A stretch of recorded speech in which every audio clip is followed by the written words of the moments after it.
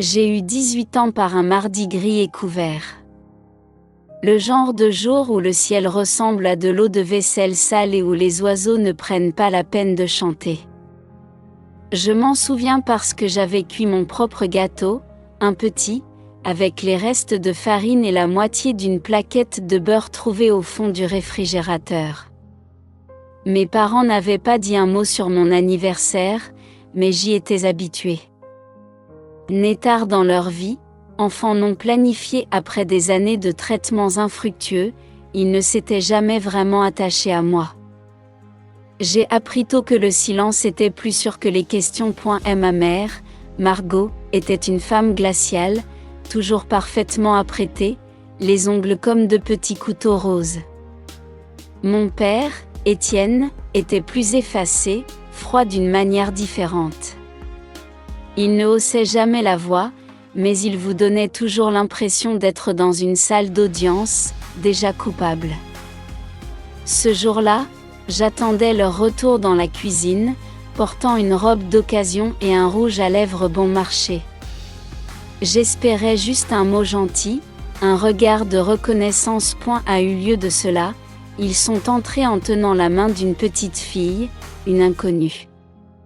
Elle ne devait pas avoir plus de 5 ans, minuscule, pâle, avec d'immenses yeux bruns et des couettes mal faites. Elle serrait un lapin en peluche si fort que ses articulations en étaient blanches.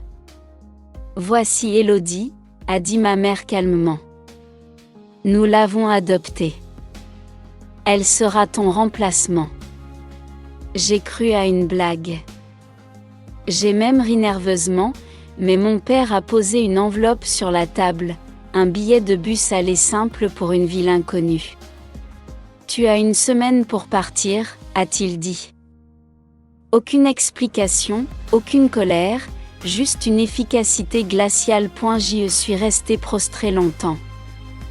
Je ne me souviens pas de grand-chose cette nuit-là, sauf que je n'ai pas pleuré.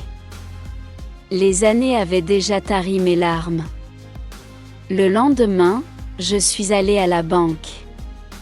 Le compte que j'avais ouvert secrètement à 16 ans avec l'argent de mes petits boulots était à 0.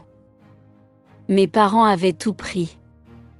Je suis rentrée chez moi en tremblant, humiliée. Dans le couloir, j'entendais le rire d'Élodie. Ma mère était déjà en train de vider ma chambre avec une précision robotique. Cette nuit-là, j'ai dormi par terre car mon lit avait disparu, probablement déjà vendu. Dans le calme avant l'aube, j'ai commencé à planifier. Je n'allais pas supplier.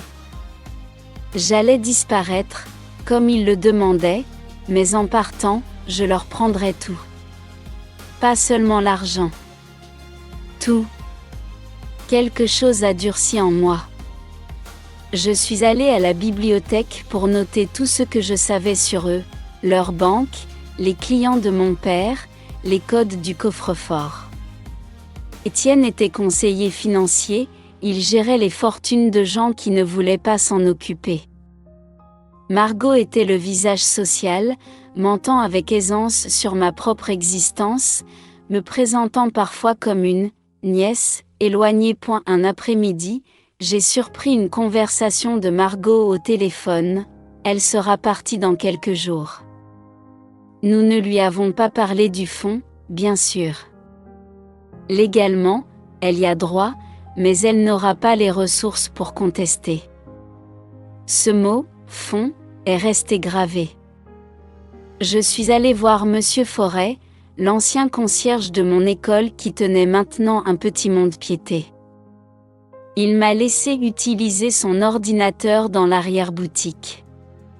C'est là que j'ai trouvé le compte en fiducie ouvert à ma naissance. Il contenait plus de 160 000 €. Il ne pouvait pas le fermer légalement et ne pensait pas que je le trouverais. J'ai profité d'une absence pour m'introduire dans le bureau d'Étienne. J'ai photographié chaque contrat, chaque mot de passe. Dans le coffre, j'ai trouvé 3 registres et un vieux téléphone avec seulement 6 numéros, dont un nommé Brent.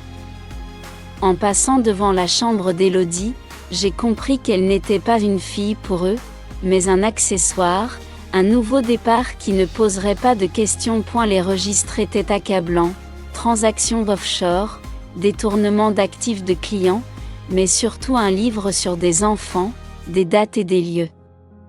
À côté du nom d'Élodie, il y avait 4 étoiles et les mots « âge parfait », sans attache. Il ne se contentait pas d'adopter, il sélectionnait, peut-être achetait-il des enfants. En appelant le numéro de Brent, un homme a décroché « Ouais, Doug, c'est toi ?» Cette voix m'a glacé le sang. Le 6e jour, l'argent du fonds est arrivé sur mon compte. J'ai suivi Margot et Élodie au centre communautaire. J'ai pu parler à la petite seule. « Est-ce que tu es ma sœur ?» a-t-elle demandé. Puis elle a chuchoté « Je n'aime pas l'homme qui vient la nuit. » Papa. Un autre, avec une voiture rouge. Maman dit qu'il va me prendre en photo la semaine prochaine. Je ne veux pas, j'ai failli vomir. J'ai tout raconté à Monsieur Forêt.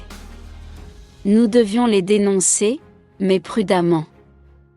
J'ai contacté Eleanor Grigg, la plus grosse cliente de mon père.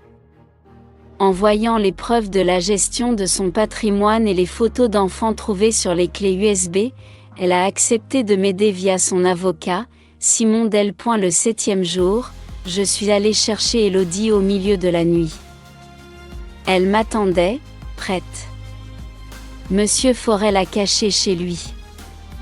Le plan était en marche, un envoi massif de documents cryptés à la presse et à des journalistes d'investigation. Monsieur Forêt m'a conduite à la gare et m'a remis une clé de casier contenant un passeport, du liquide et un téléphone. « Tu n'es pas comme eux », m'a-t-il dit. L'histoire a éclaté 2 jours plus tard. Les gros titres parlaient d'un réseau de trafic d'enfants et d'exploitation financière. Le monde d'Étienne s'est effondré. Margot a tenté de jouer la victime, mais des enregistrements de sa voix avec Brent ont fuité. Le FBI s'en est mêlé. J'ai utilisé l'argent pour assurer les soins d'Élodie à long terme, rester sous la protection de Monsieur Forêt et d'Eleanor. Étienne a été condamné à 28 ans de prison, Margot a 18 ans. Moi, je continue de bouger, changeant de nom et de ville tous les quelques mois. Je vis dans le silence et l'espace. Parfois, je me demande qui j'aurais été s'il m'avait aimé. Mais je sais une chose, j'ai survécu, je ne suis pas devenue comme eux, et ils ne feront plus jamais de mal à personne.